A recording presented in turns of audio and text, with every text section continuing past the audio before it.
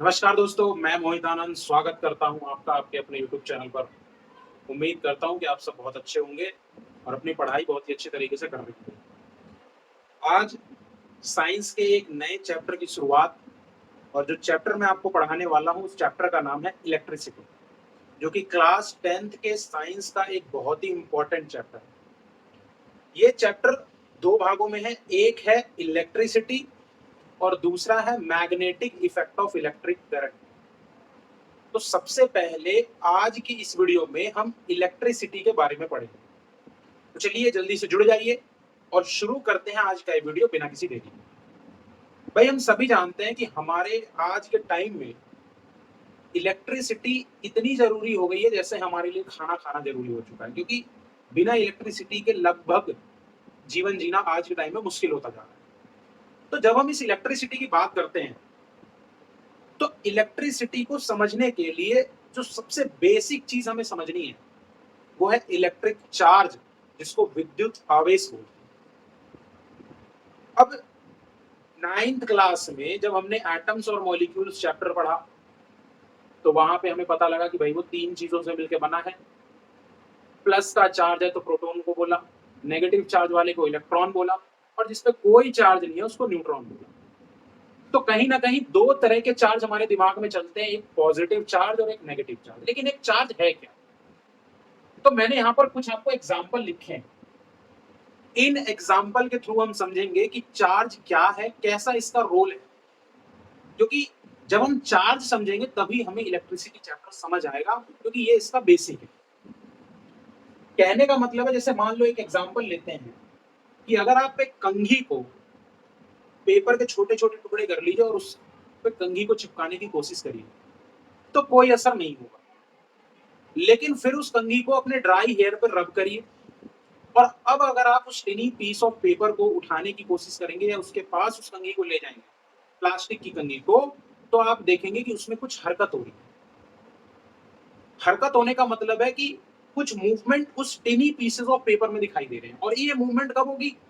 भाई हमने 9th class में क्या पढ़ा था कि फोर्स कॉजेस मोशन, यानी अगर किसी भी चीज में मूवमेंट हो रही है तो उसके पीछे किसी ना किसी तरह की फोर्स लग रही होगी। इसका मतलब है कि उस प्लास्टिक कॉम्ब और टिनी पीस ऑफ पेपर के बीच कोई फोर्स लग रही है। ये जो फोर्स होती है इसको इलेक्ट्रिक फोर्स बोलते हैं। क्योंकि जब हम प्लास्टिक की कॉम्ब को अपने हेयर से रब करते हैं तो प्लास्टिक की कॉम्ब के ऊपर इलेक्ट्रॉन्स आ जाते हैं जो हमारे हेयर से निकल करके उस प्लास्टिक की कंघी में चले, जिसकी वजह से हमारा जो कॉम्ब है वो नेगेटिवली चार्ज होता है। अब जब हम उसे पीस ऑफ पेपर के पास लेके जाते हैं तो पीस ऑफ पेपर पे वो एक फोर्स लगाता है, जिस फोर्स की वजह से उस टिनी पीस ऑफ पेपर में आपको मूवमेंट देखने को मिलता है। समझ में आ रहा है? एक और एग्जांपल ले, दूसरा एग्जांपल ले लेते हैं ग्लास रॉड का। जब ग्लास के रॉड को सिल्क के कपड़ों पर रब करेंगे तो ग्लास के रॉड से इलेक्ट्रॉन ट्रांसफर हो जाएगा। इलेक्ट्रॉन ट्रांसफर हो जाएगा किस पे? सिल्क की क्लॉथ पे। तो जब ये ट्रांसफर हो रहा है, जनरली देखा जाए तो कोई भी चीज इलेक्ट्रिकली न्यूट्रल होती है, क्योंकि जितने इलेक्ट्रॉन है उतने क्या है? प्रोटॉन। और दोनों पे जो चार्ज का मैग्नीट्यूड है वो इक्वल है, तो इलेक्ट्रिकली क्या है? न्यूट्रल। लेकिन जैसे ही वो ट्रांसफर करते हैं इलेक्ट्रॉन का, जैसे ग्लास के रॉड को सिल्क के कपड़े पे रब करने से उसने क्या करा? इलेक्ट्रॉन लूज कर दिया, तो ग्लास का रॉड कैसा हो गया भाई? पॉजिटिवली चार्ज, क्योंकि इलेक्ट्रॉन की संख्या प्रोटॉन की संख्या से कम हो गई। लेकिन वहीं पे सिल्क का कपड़ा कैसा हो गया? Negatively charge. अब अट्रैक्शन और रिपल्सन देखने को मिलेगा, तो ये हमारा चार्ज है। यानी चार्ज क्या है? तो किसी भी मैटर की एक प्रॉपर्टी, एक ऐसी प्रॉपर्टी जिसकी वजह से उसमें अट्रैक्शन या रिपल्सन देखने को मिलता है। यानी कोई चीज अगर किसी को अट्रैक्ट कर रही है, रिपेल कर रही है, और तो उस पर चार्ज मौजूद होगा। जैसे अगर मैं किसी एक पार्टिकल को इलेक्ट्रिक फील्ड या मैग्नेटिक फील्ड में रख दूं और वो पार्टिकल कुछ मूवमेंट शो करना शुरू कर दे, तो उस इलेक्ट्रिक फील्ड और मैग्नेटिक फील्ड में रखने पे उस पार्टिकल पे जो मूवमेंट शो हुई है वो उस पे मौजूद चार्ज की वजह से। तो अगर हमसे चार्ज की डेफिनेशन पूछा जाए तो हम क्या लिख पाएंगे? हम लिख सकते हैं कि चार्ज एक फिजिकल प्रॉपर्टी है। किसकी? मैटर की। मैटर से हम सभी लोग वाकिफ हैं। तो मैटर की एक फिजिकल प्रॉपर्टी है जिसकी वजह से वो क्या एक्सपीरियंस करता है? एक फोर्स। कब? जब उसको इलेक्ट्रिक या मैग्नेटिक यानी कि विद्युतीय या चुंबकीय क्षेत्र में रखा जाएगा, और जैसे ही उस क्षेत्रफल में वो एंटर करेगा उस पर फोर्स लगनी शुरू हो जाएगी। समझ में आ रहा है कि नहीं आ रहा? इसी को बोलते हैं चार्ज, यानी एक प्रॉपर्टी। और मैंने आपको बताया कि जब एटम के सब एटॉमिक पार्टिकल ढूंढे गए तो दो तरह के मिले, प्रोटॉन, इलेक्ट्रॉन, और वैसे तो न्यूट्रॉन भी है। तो चार्ज दो पर है, प्रोटॉन पे प्लस, इसलिए उसको कहते हैं कि चार्ज दो तरह का है। एक पॉजिटिव चार्ज जिसको ऋणात्मक आवेश बोलते हैं, और एक होता है नेगेटिव चार्ज जिसको ऋणात्मक आवेश बोलते हैं। तो पॉजिटिव चार्ज यानी प्रोटॉन और नेगेटिव चार्ज यानी इलेक्ट्रॉन। लेकिन जब मैं किसी मैटर की बात करूं तो भाई मैटर जो है वो हमारा इलेक्ट्रिकली क्या है बच्चों? न्यूट्रल। अब अगर उस मैटर पे, जैसे मैं कह रहा हूं प्लास्टिक के कॉम पे कैसा चार्ज आ गया था? नेगेटिव चार्ज आ गया था। इबोनाइट के रॉड को जब हम रब करेंगे वुल क्लॉथ से तो कैसा चार्ज आ जाएगा? नेगेटिव आ जाएगा। ग्लास के रॉड को जब रब करेंगे सिल्क के कपड़े से तो कैसा चार्ज आ जाएगा? पॉजिटिव चार्ज आ जाएगा। तो इसका ये मतलब नहीं है कि उस पर प्रोटॉन आ गए, नहीं, क्योंकि ट्रांसफर जो होगा वो इलेक्ट्रॉन का ही होगा। जो भी खेल खेलेगा वो हमारा इलेक्ट्रॉन खेलेगा। अगर किसी पे पॉजिटिव चार्ज आ गया इसका मतलब समझिए कि नंबर ऑफ इलेक्ट्रॉन कम है उसमें मौजूद नंबर ऑफ प्रोटॉन से, इसीलिए उसको पॉजिटिव चार्ज बोला जा रहा है। क्योंकि मैंने आपको बताया कि जैसे ही ग्लास के रॉड को रब करोगे सिल्क के कपड़े से, इलेक्ट्रॉन सिल्क के कपड़े पे ट्रांसफर हो जाएगा। तो जनरली ग्लास का रॉड क्या था? Neutral.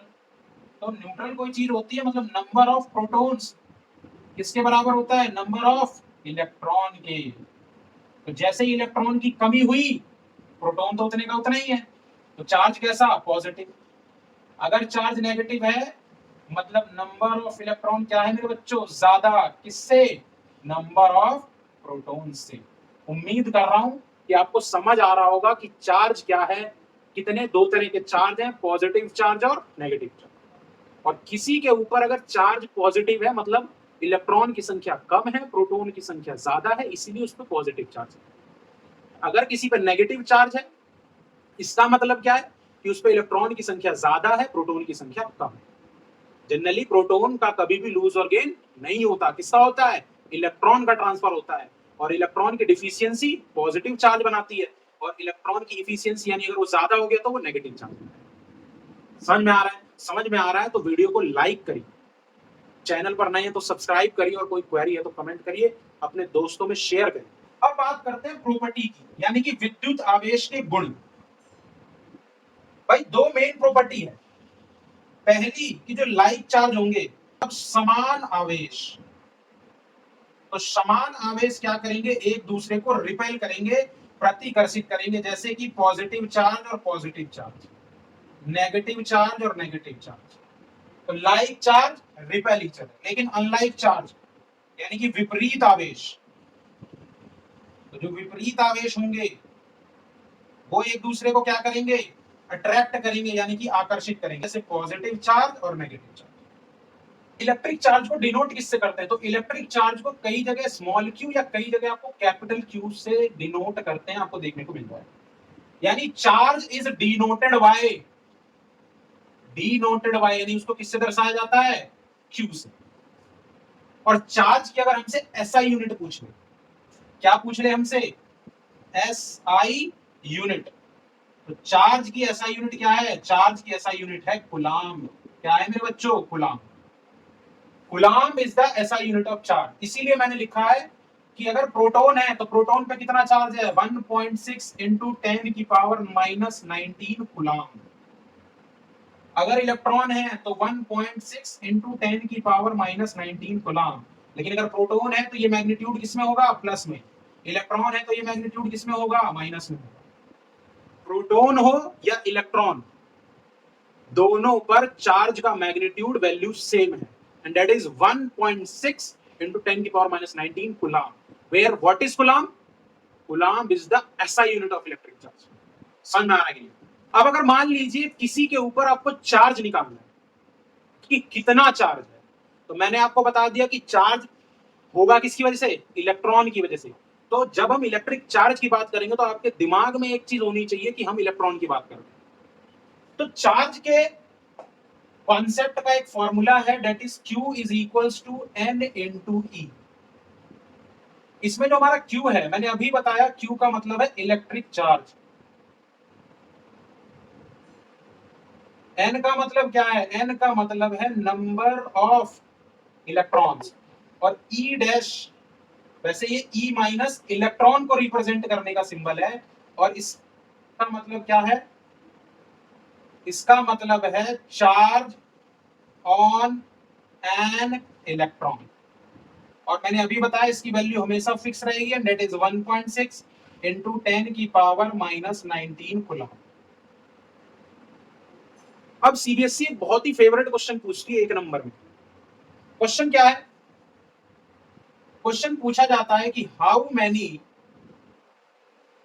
Electrons are there present in 1 coulomb of charge. एक कूलम चार्ज में कितने इलेक्ट्रॉन प्रेजेंट होंगे, यानी इलेक्ट्रॉन की संख्या बतानी।